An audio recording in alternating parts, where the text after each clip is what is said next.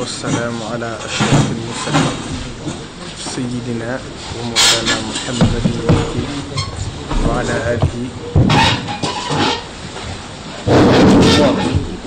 وعلى آله وصحبه ذوي الرضوان والتوفيق. ñi teel yi teew yëpp ñi di sant ñëpp di gërëm ñëpp di leen jot li kàddu yu bàyyikoo ci Serigne Touba ak Cheikh Sidi Moukhtar mi nga xam ne moo fi jëme Serigne Touba tey ci suuf di ñaan suñu borom bàyyi ko fi lu yàgg lool tam ànd ko wér ba taxawaay bi nga xam ne am na ko ci lislaam am ko ci réew mi te àddina sépp seer suñu borom gën ko may kàttan bu wér ba mu yàgg fi lool mu yàgg ma ñëw fii li ma ko baaxoo defe ci ndigalam ndax màggal gi lépp luñ ci def rek ndigalam moo ciy jiitu ak ñaanam moo ciy jiitu xelam moo ciy jiitu xalaatam moo ciy jiitu ndam luñ ci am itam lépp itam ci moom lay delluwaat kon tey ji ñu ñëw fii ànd ak ñi nga xam ne ñooy saytu màggal gi di njabootu Serigne Touba yi ñi nga xam ne mën nañ ci ñëw teewal fi ñi teewul ndax xam gi saal bi xat moo tax ñu bari sax waxuñ leen ko ndax buñ dikkee te amuñ fi ñu toog itam fitne rek lay doon ci nit ñi kon ñu ngi yëkkati vidéo di ko teg ci loxol gouverneur de la région Mouhamadou Moustapha Ndaw ak mboolem ñu mu àndal yépp tàmbalee ko ci préfet bu Mbacké ak sous-préfet bu Ndam ak préfet bu Diourbel ak mboolem chef de service yi fi teew yépp bàyyiwuma kenn moo ko xasee tudd rek tudd naa ñëpp di ko yóbbante nuyoo ci kilifaam yi nga xam ne ñoom la fi teewal tàmbalee ko ci ministre de l'Intérieur Abdoulaye Daouda Diallo jaar ci premier ministre ba àgg ci président de la République Macky Sall moom mi nga xam ne moo ko teewal ci région bi màggal gi ñu fas ko yéenee tàmbali tey ndax am na ñaari daje yu jiitu woon muy li ñu tuddee CLD ñu defe woon ko ca commune bu Touba te Serigne Ousmane Mbacké teewoon ko ak Abdoulaye Ka ba ca desaat itam ñu defaat muy CDD bi baag si ci ndaje ba tey waxtaan bi rek fàttali rek lay doon ndax màggal bi moom ñépp ko xamoon ab dayoom rek ab dayoom ak tolluwaayam adduna sépp xam ne kon xanaa dugg ci biir wax ji rek la ñuy def ndax di fàttali màggal bi dayo bi mu am ci réew mi daanaka sànni say wax rek leen ndax Serigne Abdoulaye Mbacké daa wax ne lu ne fàng diisu ko woon ko amu bët te ko amuti bët mët ta wax ne bi gis kon dayo màggal bi fi mu toll daaw ñi doon natt di xayma fi nit ñi toll dem nañ ba wax ne weesu na sax 3 millions kon loolu doon ndaje mu tuuti kon loolu am na génn kilifa tariixa bu mag ci Sénégal waxoon na bu yàgg ne màggal Tuubaa dafa mel ne liir buy dooru juddu liir nag bu juddoo mbubb mi ngi ko solal ren bu déwénee faaw nga nataat beneen mbubb mbaa doo am bu sol màggal Tuubaa yi kon noonu la demee lépp loo xam ne def nañ ko ci rek bu déwénee li ñuy ñaan mooy ñu fexe ba yokk ko ak lu ñu xam-xam fi jamono toll ci xat-xat ak ay yitte yu bari du tee li suñu warteef mooy sàkk ko fañ mën a yem fa ndax ni ma ko daan fàttalee rek dafa am ñaari fànn yu ko seq mooy li nga xam ne njaboot bi ñoo koy defal seen bopp di taalibe yi ak li nga xam ne état bi moo ko war a def mu nekk warteefam li nga xam ne taalibe yi koy def ñëpp xam na ni mu toll mooy xayma yi ñu natt ndax bañ ko mujjee seet te da yokk demoon nañ ba wax ne màggat gi boo xoolee li muy dugal ci li ñuy wax taxe direct ak indirect yëpp demoon na bu weesu ñaar téeméer milliards kon loolu du feet goo xam ne day daaneel économie réew waaye màggat gi day feet goo xam ne day yëkkati koom-koomu réew mu amaat geneen fànn yu baree bare ci loo xam ne bokk na ci lim gën a suyee ci Sénégal am stabilité amul dal am jàmm ñëpp àndandoo nekk benn mooy màggal Tuubaa bu agsee amul diw ci tariixa sàngam la bokk dem na sax ba ñi bokk ci diine lislaam am na ci ñoo xam day ñëw di màggal si li ñuy tuddee diw ci xeet wi la bokk wala xeet wee la bokk te loolu fu am réew yàqu wala mu tas rek loolu ko yàq màggal Tuubaa bokk na ci rôle yi muy gën a suy mooy bu agsee kenn xàmmewut kii ci xeet wi la bokk wala ci xeet wi la bokk bokktu nag wàllu bu ruux gi nga xam ne képp koo xam ne ñëw nga fa da nga ko fa jëlee ci sa digg sa borom muy yëg-yëg boo xam ne kenn ku ne yaa ko xamal sa bopp ba saa soo fi ñëwee rek bu ëllëgee kenn dootu la ko kenn dootu la ci soññ yaay am bëgg-bëgg mënatoo ko woon kon màggal bi boo ko doon natt ci fan li mu indi ci jariñ ci Sénégal bari na lool kon nag loolu saa su accès li nga xam ne nit ñaa ngi ko ci def waris naa fexe ba di ko yokk ba at mu jot nit ñi seen lekkeen ak seeni dundeen di gën a rafet ci biir loolu nag gouverneur ñu ngi lay yóbbante ci say kilifa ci ndaje ndax ndaje mi itam du ndaje moo xam ne dañ fiy toog kenn ku ci ne di tàgg sa moroom wala nga wax lu baax lu sa moroom def ndax loolu tax koo jug li ko tax a jug mooy xool kenn ku ci ne engagement yi nga xam ne bëgg nga ko fas nga ko yéene jël ci biir màggal bi ne buñ ci àggee dinaa ko def ñu xool fa mu toll kon nag bala ñoo dugg ci loolu dañ lay sant bu baax a baax gërëm la ci li weesu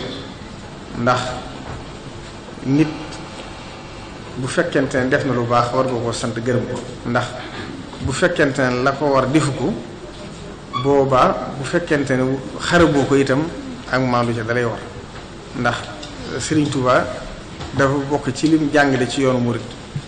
mooy dafa bañoon njàmbat dadaa wax ne yaa rabbi in ataytani fa shukru in manata fa ridal wa sabr yow suñ borom maa ngi lay ñaan boo ma mayee ma sant ci xéewal yi ma defal bu fekkente ne xañ nga ma nag ma muñ te sant ñu itam noonu rek li ñuy doxee moo tax Cheikh Abdou Ahad Mbacké daa wax naan du ma gërëm ku ma defalu dara waaye képp ku la defal dara ba ñëpp gis ko war nga ko caa sant bu baax kon yooyu itam yaa ngi ñi nga ànd ci ñi nga xam ne yilif nga leen ci seen taxawaay ñu ngi leen ci gërëm di sant itam sa kilifa yi yi nga ko defee ci seen digal ndax xam na ne ñoo tax nga def di leen sant bu baax di leen gërëm di ñaan ndam bi ñu ci amoon daaw ren ji ñoom ci lu ko parce que suñu te lépp ñu day cee gërëm Cheikh Sidi Mokhtar bi nga xam ne moom lañu ko defal day cee gërëm suñu tubaab bi nga xam ne moom lañu defal bis di fàttali rek li ci res moom suñu Ousmane dana ci ñëw ci biir wax bi ak yeneen ñi nga xam ne ñoo ci war a waxaat danañ ci dikk ku ci war a yëkkati kat waaye li nga xam ne danaa ko ci fàttali rek muy loo xam ne lu ñu war a bàyyi xel la mooy màggal Tuubaa gi ñu dugg ci biir nawet bi buñ doxaatee ñetti at wala ñeent gën jaa bari juróom dana fekk màggal bi nekk ci biir nawet bi loolu nag buñ ko sóoraalewul nëga ni bàyyi ko xel buñ dee ba àgg ci dana metti ci nit ñi lool ndax ñëpp xam nañ fan yi Touba liñ dund ci mbirum li ñuy wax inondation ndax am na ci ay quartiers yoo xam ne ay téeméeri kër génn nañ seeni kër ne feneen te am doxal ko yóbbu loolu nag boole mbedd yu mag yi nga xam ne moo jëm si ci biir dëkk bi tey jii rek bi may ñëw fi tolloog ba jukku mintaan bi am naa fa lu jege waxtu ndax circulation bu xat loolu nag buñ ko saafarawu ba àgg ci màggal goo xam dugg na ci biir nawet bi dana métti ci nit ñi kon nag loolu yéen ñi nga xam ne yéen loolu war ñu ngi leen koy soññ di leen ko fàttali yéeg nañ nag ne ministre bi yor loolu bi mu fi ñëwee jottali na ko président ba président joxe na ci ay digal wax ne nañ fexe ba loolu saafara kon loolu yéen ñi nga xam ne yéen la ko président sant yéen itam ñu ngi leen ci soññ ngeen gën cee defaat yitte ba ca doole ko tam mooy ñi yor wàllu courant bi ndax ñoom itam faaw ñu soññ leen ndax li tax ñu leen di soññ mooy Touba day dëkk bu mag a mag waxoon naa ko fi daaw li ci ëpp courant bi dafa topp mbedd yu mag yi rek waaye boo duggee ci biir quartier yu bëree bëri amuñ courant loolu itam président joxoon na ndigal ministre bi moom itam ñu ngi ko ci soññ ndax waxoon na ko ne na def étude bu mag ba xool quartier yi nga xam ne amuñ courant ñuy seet ñu fexe ba saafara yaakaar naa ña ngi ca liggéey ba waaye ñoom itam la ñu ngi leen ci soññ ba lu ñu ci mën fii màggal yi ñuy fexe ba réaliser ko ndax ñëpp xëy na mënaguñu am fi sansa waaye bu ñu soñoon mboolem ku dëkk ci dëkk bi rek courant bi ak si jaww te jàpp naa ne bu ñu ko doon natt ci di xool kër yi amul courant genn wàllu dëkk bi sax amul courant kon loolu itam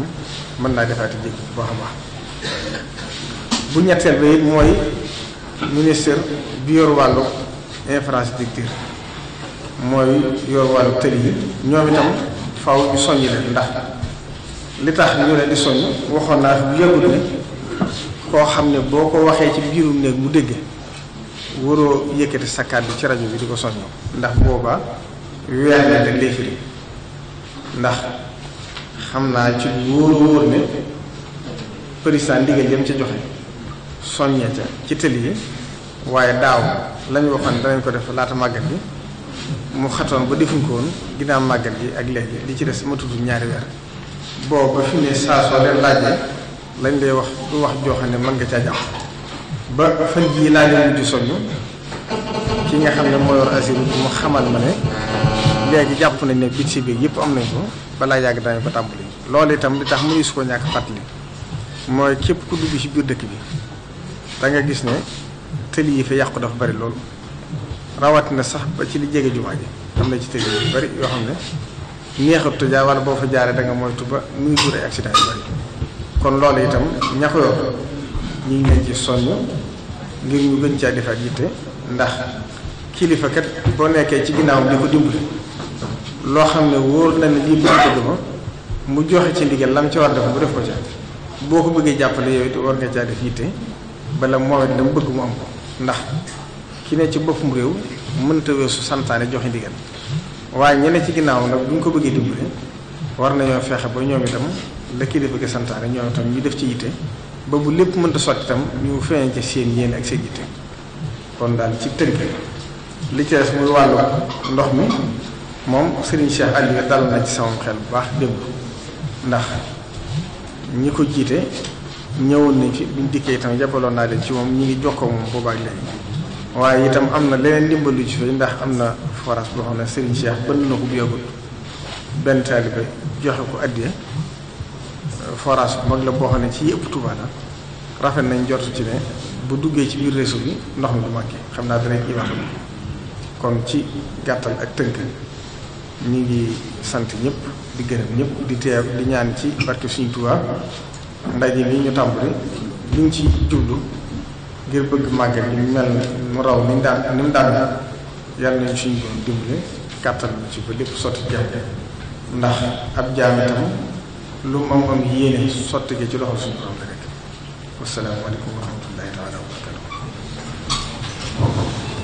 kon nag loolu lu ñu koy félicité la. jàpp ne donc ñu ngi jëm si préparatif màggal yi lu ko sëriñ bi waxee daanaka màggalu nawet lañ nekk daanaka màggalu biir nawet lañ nekk buñ si génnee ren mu jëm si màggal yoo xam ne dinañ nekk carrément si biir nawet donc lu ñu war a jël en compte la te ñun bu ñu waxee nawet nag surtout waa wax inondation ñu war a commencé jël ay mesures pour que inondation yi ñu mun ko jeexal léegi balaa ñu génn si mois d'octobre bi li fi amoon si taataa ndox mi kii ñu mun ko jeexal ba xam ne saawul ñu xam ne dañuy teel ñu màggal ñu bu ñu màggal mën a circuler normalement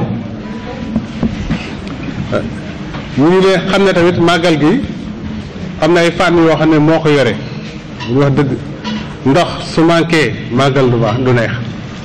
su courant manqué ndox day manqué sax màggal du neex su transport bu baax amul yoon yi nit ñi mën a jàll màggal du neex su sécurité amul màggal du neex donc yooyu mooy au moins ñeenti poñ santé noonu yoo xam ne buñ ko amul daanaka màggal gi du mun a nekk nañu ko bëgg woon donc mooy insister ak chefs de service yooyu yëpp pour que li xam ne si seen i engagement la ñu mun ko remplir correctement am na si yoo xam ne dañ koy def mu jiitu màggal gi heureusement dégg naa Sénélec ne ñu ngi si déjà heureusement dégg naa hydraulique ñu ne ñu ngi si déjà waa AGEROUTE ñu ngi si déjà donc loolu ay activités la yoo xam ne au moins 3 mois avant la màggal war nañ ko commencé te war ko teel a yeggal ba xam ne bu ëllëgee ñu mën a def yeneen liggéey yi bu ñëwee dañu mën a continuer seen liggéey am na yeneen yoo xam ne tamit xëy na sorewul noonu ñetti weer mais au moins weer avant màggal gi war nañ leen a door lu si mel ni hygiène si jëm si hygiène jëm si assainissement yi ñu war a jiital la au moins 1 mois avant màggal gi war nañ ko commencé war nañ ko door doo nit ñi du ñëwoon gan yi du ñëw ngay nettoyer seen kaw gan yi du ñëw ngay vider ay fosse si seen kaw gan yi du ñëw ngay poudre seen kaw donc yooyu itam dañuy wax service yi ñu fexe ba 1 mois avant màggal gi ñu mun ko démarrer ñoom ak seen direction centrale dañ continuer coordination bi seeni ministère pour que ñu mën a démarrer activités yi ja laaj hygiène ak assainissement jàpp see bu ne assainissement ji jël naa si nettoiement dugg naa si également vidange fosse septique yi yooyu ñu mun leen a door au moins 1 mois avant màggal gi jeexal ko au moins 1 semaine avant màggal gi yeneen ak yeneen activités yi nag soo ko topp santé xëy na moom ñeenti fan ba semaine avant màggal lañ ko soxla mais ñoo tam nañ taxaw commencé jël seen disposition pour que bu ñu si yeggee ñoom tamit ñu mën a assurer sécurité santé pèlerin yi wàllu sécurité noonu ñoo tam bu gën a jege si dañ koy gën a soxla c'est le renfort yi ñëw en masse mais ñoom vraiment ñu ngi xaar au moins à 1 semaine di màggal bu ñu dem bay def peut-être dernière réunion bi xam ne d'évaluation réunion nationale bi fekk ñoom tamit seen dispositif yëpp nekk en place noonu tam si wàllu télécommunication wàllu élevage wàllu commerce wàllu eaux et forêt ñu ngi xaar autorisation yi ñu defal leen teel leen defal nit ñi jëli seen i matt mën ko teel a jëli boo xam ne bu ñu yegg si jamono jooju tamit màggal tamit day fekk yooyu fëree boor douane nag ba léegi rek ñu ngi leen di ñaan comme ñu leen ko ñaane woon ngeen def facilitation yi dès maintenant ngeen aviser képp koo xam ne nekk na si ligne bi ñu xam ne si màggal la jëm am na ñoo xam ne lii dañ koy indi pour jëfandikoo ko si màggal gi waaye am na ñoo xam ne tamit dañuy indi si màggal gi pour mu nekk sërite wala mu nekk addiya yoo xam ne ay daara la ñu indi ñu ngi xëy na xaalis mais ñu ngi ay daara tamit mu nekk addiya pour seen sëriñ donc ay facilitation yu ñu leen laaj ne yéen waa douane ngeen def aussi en tout cas di dellu soit rek di gërëm sëriñ bi bu baax di ñaaxaat chef de service yëpp surtout président de la République surtout premier ministre am surtout El Hadj Daouda Diallo bi xam ne moo yore affaire religieuse mais surtout membre gouvernement bi yëpp pour que lépp koo xam ne war nga ko si liggéey ñu ngay xaar loo xam ne administration moo ko war a liggéey boo liggéey bu jotee wax dëgg yàlla kenn ñu si xeet mu tal yëpp nag kenn mënu ko mais liggéey bu ñëpp xam ne liggéey nga yaakaar ko ki mën na ko fekk loolu la ñu yeggee foofu tamit xam ne suñu service yi seen laabir seen baax ba xam ne li si matéo bi ñu ko jégal mais bu ñu wanee ne yaafus nag bu boobaa tamit wax dëgg yàlla ñu ngi si dégg mun la mais yaakaar naa ne kii kenn mu si fi yaafus yëfu Sëñ Tuubaa kenn mu si see yaafus ku nekk di si góorgóorlu la nga mën ñoo wax ne dinañ continuer liggéey bi si wàllu réunion donc dañuy def réunion nationale bi dañ ko xool ak ministre de l'intérieur ak Serigne Bassirou dinañ def tamit beneen réunion nationale bu Dakar ak bu Touba dinañ def ñaar réunion nationale yi mais surtout wax service yi dinañ continuer réunion sectorielle yi lu ñu fi waxul tey tamit xam ne lu ñu mën a régler la si réunion sectorielle yi donc continuer si réunion sectorielle yi à Touba lépp réunion yëpp dañ ko fa def secteur par secteur pour mën a seet naka lañ gën a baaxalee liggéey bi man sama bopp balaa ñu dem si réunion nationale dinaa ko ko fii réunion ak ñi xam ne ñooy yore service si liggéey si màggal bi yëpp dinaa leen convoqué xam ne di gën a kuréel bi gën a tuuti lay doon xëy na président boo ñu si boo ñu sëñ bi boo ñu boolelee coordinateur bi ak maire Touba ñu ànd ñu si liggéey boobu pour ñu gën a xam naka la ñu gën a seere mbir mi ba xam ne wax dëgg yàlla bu ñu si yeggee nga am si satisfaction bu mag sëkk mun ñu see sant mun ñu see gërëm mun ñu si ñaanal tamit si barke sëñ Touba en tout cas ñu ngi leen si di la gërëm bu baax a baax di la wax ne ñu ngi jox nga jotali suñu ziar suñu sëñ Sidi Mokhtar Mbacké sëñ Mountakha njabootu sëñ Touba yëpp ak taalibe yeeg cheikhu sëñ Touba yëpp. Donc c'est les mots que je voulais dire donc pour conclure. Donc remercier donc Serigne Bassirou Abdou Khadre et lui demander de transmettre nos salutations et notre ziar à Serigne Sidi Mokhtar Mbacké et à toute la famille de Serigne Touba et renouveler notre engagement sur demande de nos autorités à tout faire pour que le Magal soit une réussite, pour que tout ce qui est attendu comme prestation de l'administration soit assuré convenablement. Nous savons que nous sortons donc d'une période pluvieuse, qu'il y a encore des difficultés liées aux inondations. Nous allons tout faire effectivement pour que ces problèmes-là soient réglés bien avant donc l'arrivée du Magal, pour que vraiment courant octobre qu'on puisse plus parler d'inondations dans la zone de Touba, et je ne dis même pas Touba, mais Touba, Mbacké et Diourbel même. Donc véritablement c'est l'engagement que je vais demander surtout en premier aux sapeurs-pompiers. Je vais demander également à tous les services vraiment de prendre les mesures nécessaires et à temps. Quand je dis à temps, il faut savoir que pour les travaux liés à l'électricité, à l'hydraulique, à la réfection des routes, ça ne peut pas attendre. Heureusement qu'ils ont commencé. Ça ne peut pas attendre. C'est 3 mois au moins, 4 mois au moins avant le début avant le Magal. Et je pense que ces services-là ont bien commencé. On nous demande donc d'accélérer la cadence, d'accélérer le pas pour qu'on puisse terminer ces travaux-là un mois avant le Magal. Pour qu'à la réunion donc nationale, qu'on puisse dire que cela est de côté.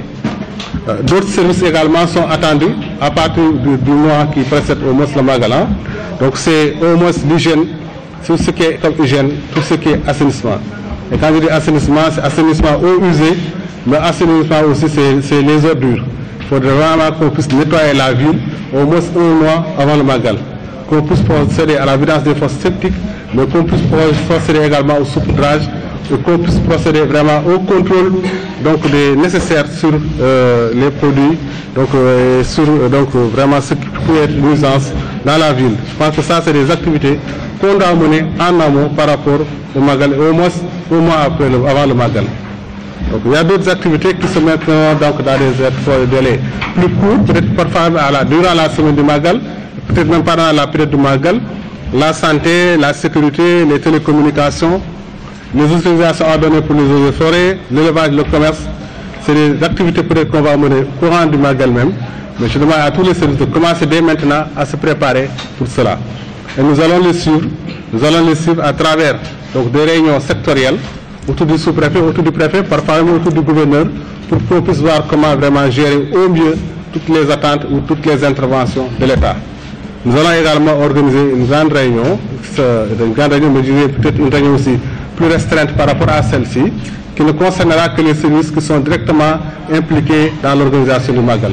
En compagnie du comité d'organisation du Magal, c'est délégation donc, de Serigne Bassirou Abdou Khadre, de la mairie de Touba, pour qu'on puisse voir vraiment en profondeur et de manière plus concrète donc, ce qu'il y a à faire sur le terrain et suivre et voir si ce qui a été demandé a été bien fait. Et nous procéderons également donc, avec le ministre de l'Intérieur aux réunions nationales d'évaluation à Dakar et à Touba. Nous espérons vraiment arriver donc, à bon port et arriver à bon terme et arriver à faire effectivement une organisation parfaite. La réussite, c'est un don de Dieu, mais en tout cas, nous ferons le maximum pour qu'on puisse que les autorités religieuses et politiques soient satisfaites donc, de notre action. Encore une fois, merci beaucoup. La séance est levée.